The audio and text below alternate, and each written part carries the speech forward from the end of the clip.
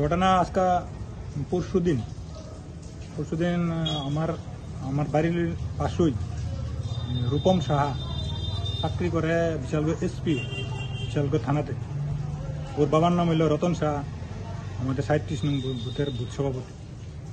ওনার ছেলে আমার মিসেস রে পরশুদিন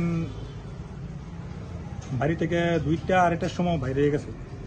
আজকে 2-3 দিন মানে বাইরেতে গেছে, ভাবছি তো যাইব কি, এবারে অনেক খোঁজাখুঁজি করছি। তারপরে জানতে পারলাম আমার পাশের বাড়ি যেন রূপম ওই মানে মিসিং আছে। ওই আমরা খোঁজাখুঁজি করার পর দেখছি ওর সাথেই পালিয়ে গেছে। রূপমের সাথে পালিয়ে গেছে, বুঝতে পারছি ও বাড়ির পাশে ও সেম মানে সময়ে মিসিং।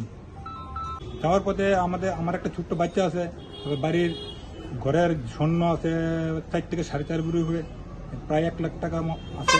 এটাই ওখানে আমি বাড়িতে গিয়ে কিছু নেই। আমি তো সকালে যাই, রাত্রে আই, দোকান থেকে এদিই বাড়িতে কিচ্ছু নেই, সব মিসিং।